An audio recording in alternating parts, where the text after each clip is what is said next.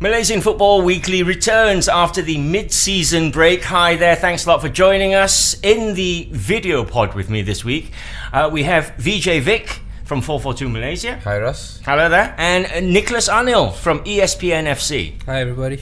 Now, you can follow us on Facebook. It's Malaysian Football Weekly, also All Sports Asia. And you can check out the website. It's allsports.net. And we are on Twitter at All Sports Asia. So much to talk about after the mid-season break. We have to start, though, guys, with the biggest story, or potentially the biggest story brewing in Malaysian football, well, for a while now. Maybe even in Southeast Asia. yeah, absolutely.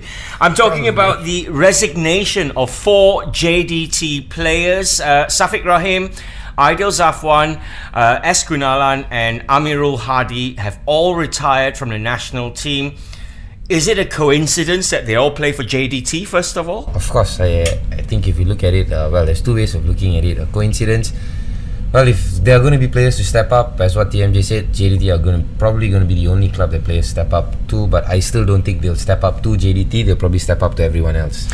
Okay, now this has happened after our national squad have come back from their tour of Asia-Pacific countries. Yep. Right?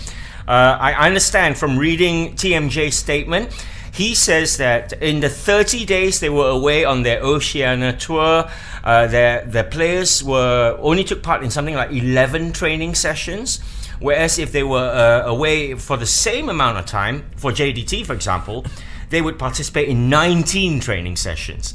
So he's saying for that reason, when players go into games, they're more likely to be injury prone and all that. What's all that about? Fair enough. But you got to look at the Oceania tour and the duration of the period. It was 11 days, 3 countries. They probably couldn't fit as many training sessions as they would like into those stint.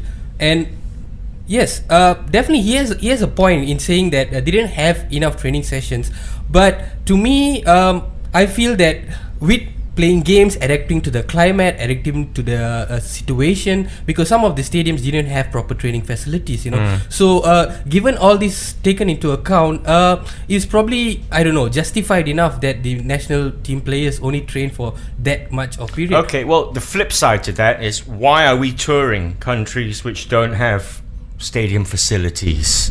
Well, it's matches which are not in the international calendar. You need to find a country that is willing to play outside the international calendar, and those countries are not many. Well, you can get countries, but do you want to play Laos, Myanmar week in, week out? Okay. And Kim Si also came out and said that not many countries are willing to play us after recent performances. So at this moment, we get what we take. Okay, alright. Since the 4 players have come out and said they no longer want to be considered for the national side, there's been no response from FAM. I understand they're preparing a response today. The filming of this video pod right now. This afternoon, they're going to come out and make the statement. 2 ways for them to go. Thank you, goodbye to the 4 players. See you later. Thanks for all your help. Or get them back in. Which way are they going to lean, you reckon? I reckon they're going to tell the players, thank you for your service, goodbye. If you don't have love to play for your country, you're playing for the country, not for the president, not for the association. You look at other countries, many countries have got associations which are in a crisis. Brazil is one example. Do you hear Brazilian players coming up and saying, no, I'm quitting the national team because of my FA? No one says that. Yeah. Because representing your country comes with honor. Yeah, the FA is messed up. I'll be the first to say, yes, it is messed up. A lot of things need to change. Even the president needs to go or start appearing for that matter. But is this the right way to do it? Yeah. Is this the right way? Is it going to happen? Nothing's going to change this way. President's still going to stay.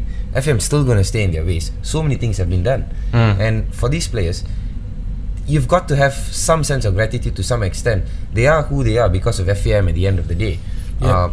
It's FAM who groomed them from a very young age. That's a great point you make there. All the way, and now you're turning your back on the country. This is, if you ask me, it's absolutely wrong. And you got to remember something, Ross. This is 4 players which have amassed 241 caps between them, playing for such a long period for the country.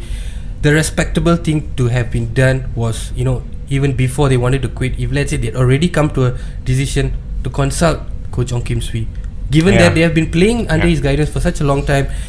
Get his take on it, and if really they feel strongly about it, get his blessing and do so. Not announce their decision via the club's Facebook page. Yeah. This is the most unprofessional thing to be done. Yeah, that's another great point you make there. So are we likely to see other players from Selangor, Kedah, Kelantan following suit? I am quite certain when I say no. If you're going to see more players, it's probably going to be from JDT, not any other club. For various reasons, I still think that there is more to this. It's not just about the players. Which leads me to the next bigger battle question. than that. Exactly. So how much of this is a personal gripe between the people who run JDT and the FAM? It's been an ongoing gripe. I think even before this itself, the powers that be in JDT have already come out and slammed FAM, for their training regime and their training methods and the way they go about their business. And but FAM definitely has to take a lot of the blame in this matter as well. They're not sticking up for themselves. If you have a reason to justify yourself, come out and do so. So far, there's only been one statement from Ong Kim Si stating that if the players want to retire, we have to respect that, and that's it. I mean, you got to justify what happened in the Oceania tour. I mean, really, if you couldn't have that many training sessions, then state your reasons why. Yeah. Do not just keep quiet, because the more you keep quiet, the more people are going to think you're in the wrong. He's also expected to be at the press conference, so he may come up going back to that particular statement. I don't think that statement's very accurate. Number one, the team was not away for 30 days. The team was away for 17 or 18 days. That's nowhere near a month. And 4 days of training sessions. 4 days of training. It may have been 8 sessions. It may have been 10 sessions. I've got no idea. I'm waiting for answers which I myself have not got.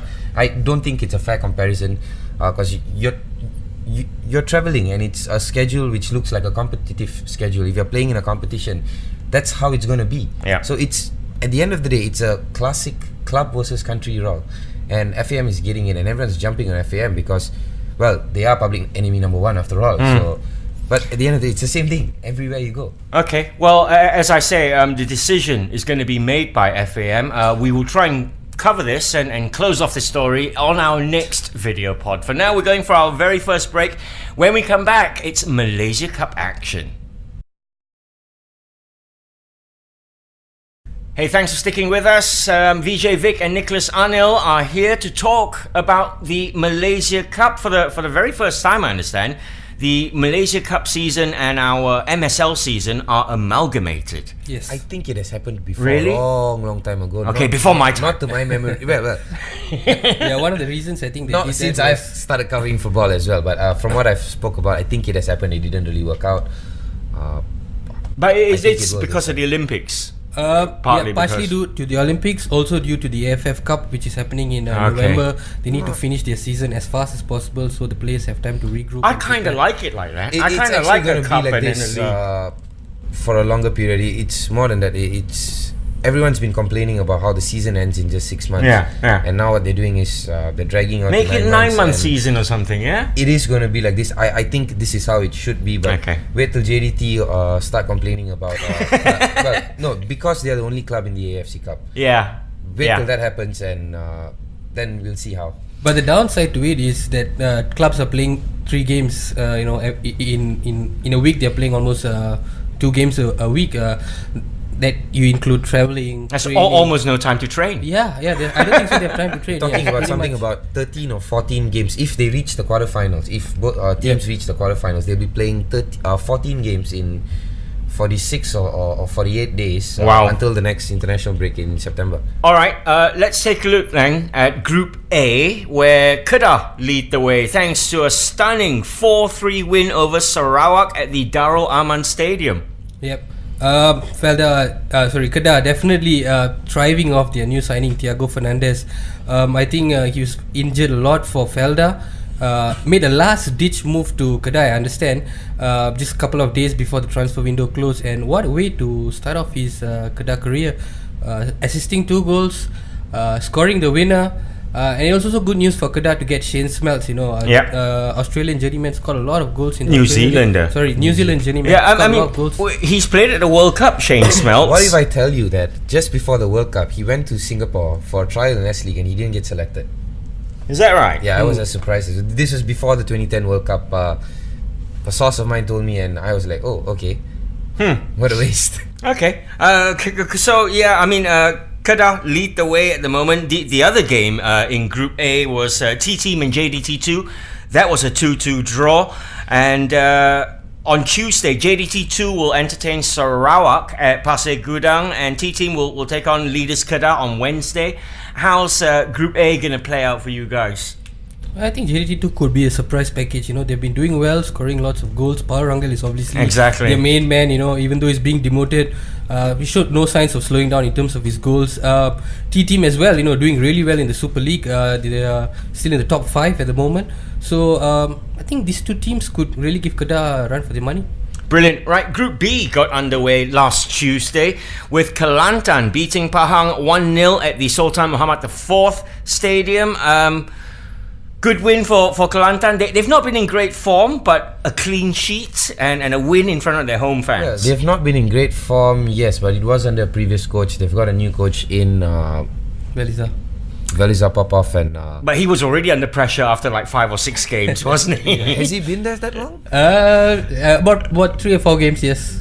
Yeah, I would say I spoke to one of the players. I spoke to Brendan before. I think this was just after Popov came in. 2 weeks later, they had an international break, and I was talking to Brendan, and he was like really looking forward to it because he tells me that, well, I can see a change in intensity, I can see a lot of changes and all that. So it's good. They've got a 1-0 win, well, against Pahang. Maybe should have been more, but at the same time, this is also a club who's also facing a lot of off-field stuff, and for the players and the coach, you've got to go in there and put in. It's going to be distracting because honestly, if I'm a Kelantan player, I'm going to be wondering, am I going to get my salary next month? But I take my hats off for the players for trying to show something. Okay, well, Kelantan start off with a win. Then Selangor, also in Group B, they were 1-0 winners against KL. That was a local derby, so they share top spot with Kelantan in Group B. Now on Tuesday, Pahang make the trip to the capital to take on KL. That should be a win for Pahang, shouldn't it? On paper, definitely. Especially after their league exploits the other day. Definitely a win for Pahang. They have basically revamped their entire foreign cast, brought in 2 players, young players from French United in Dinesh Raj and R. Kogilswaran.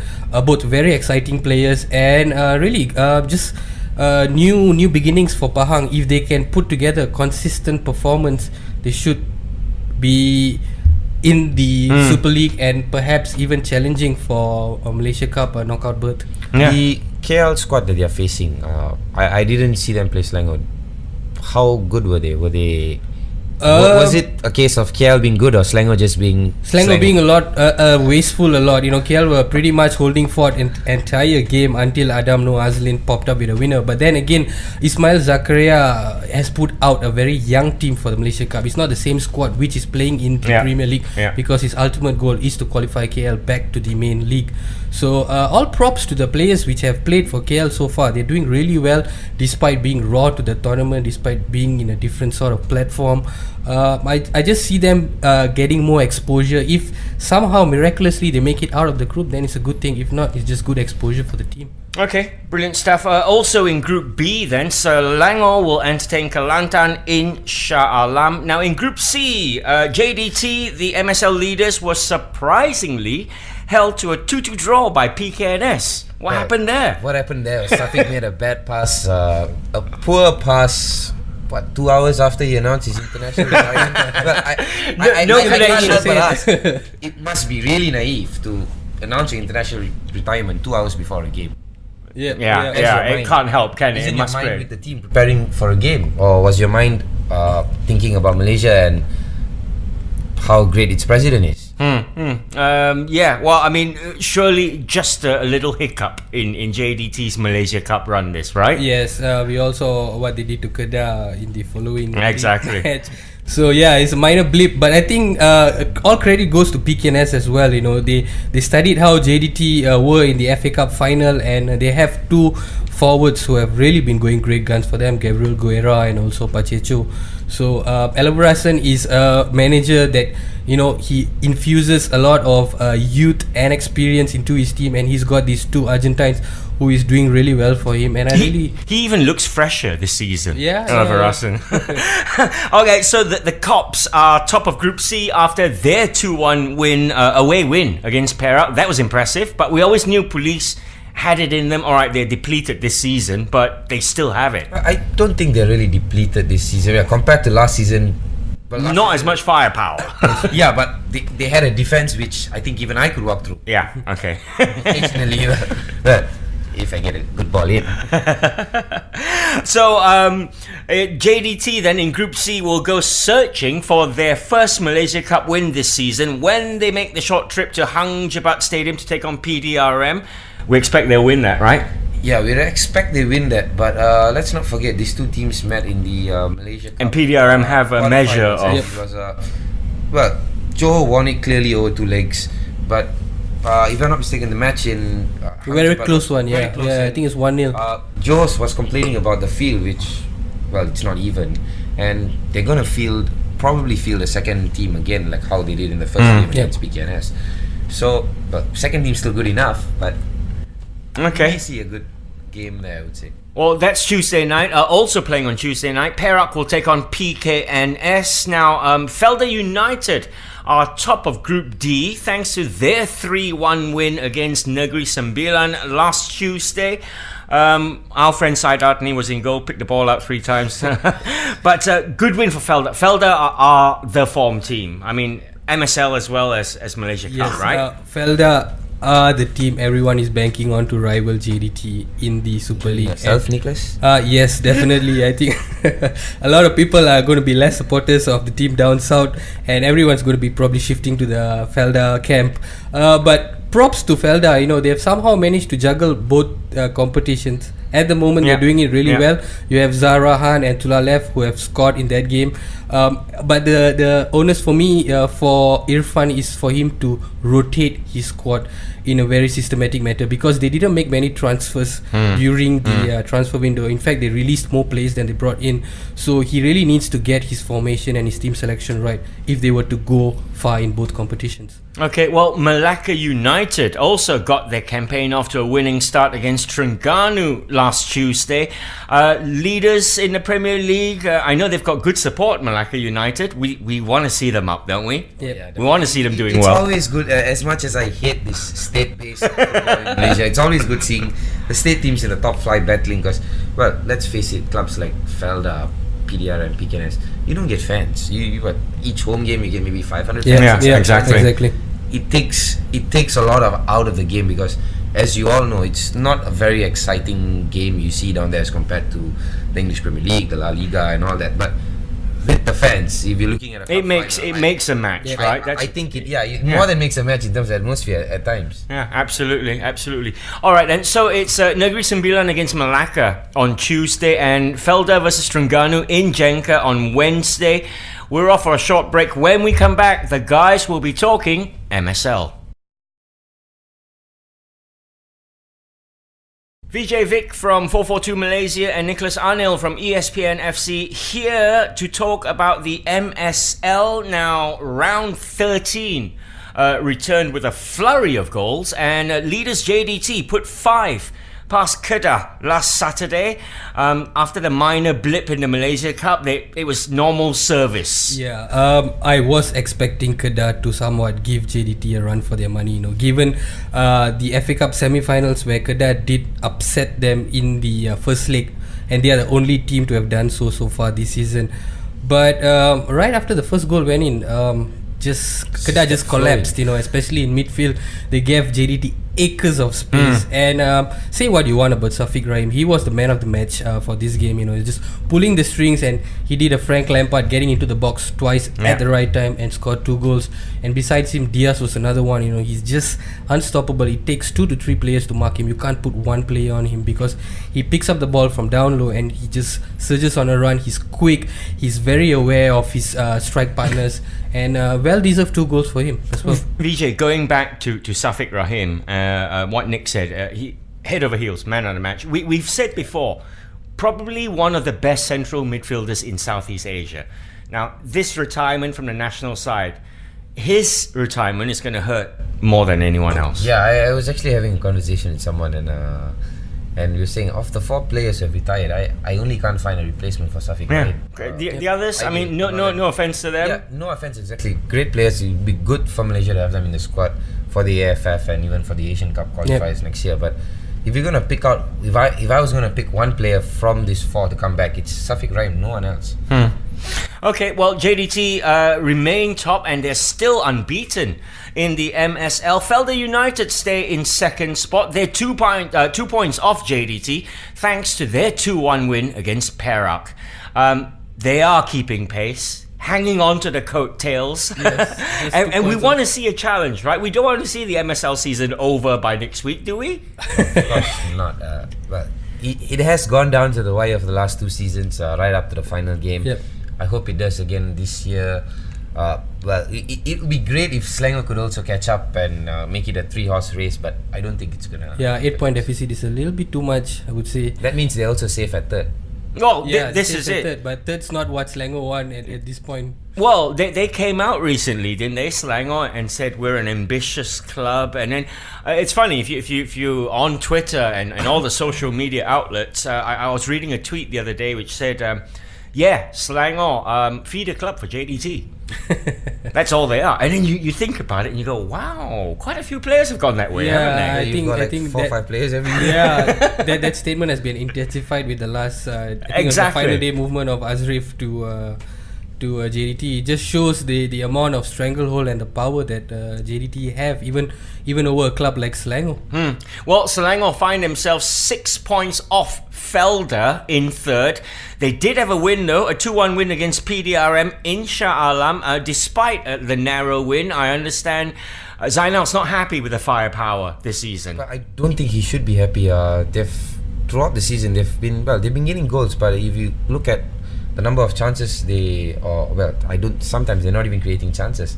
And you look at the players they have. You've got Nazmi, you've got Hafiz Kamal, Patrick. I'm not so impressed by Olivi yet. Ande can provide a surge. Gopi, Hazwan. You've got. But they're all hardened professionals. All those names you mentioned. Exactly. And why haven't they been clicking? You look at the game against PDRM, and there was one point where Patrick gets the ball just in the final third. He brings it. Olivi is in open space, acres of space. Patrick doesn't even take a glance at him. Tries to beat 2 players, goes for goal, misses, and the stare that Olivi gives him says it all. These 2 players have not forged an understanding since the start of the season, and you can see it. Patrick scored 7 goals, but I think his last goal came a couple of months ago. I think it was in April the last, and Olivi has hardly scored. Probably only 2 in the league. I was really surprised that Selangor didn't go for any foreign signings to replace these 2 players, because there's a lot of rumours of them wanting to change their foreign strike force. Well, at the end of the day, it all boiled down to Hazwan Bakri to step up, and he really did with a tremendous strike. Yeah, indeed. So good 2-1 win. Lucky, but a win all the same. Now, Kelantan are up to 4th now, thanks to their biggest win of the season.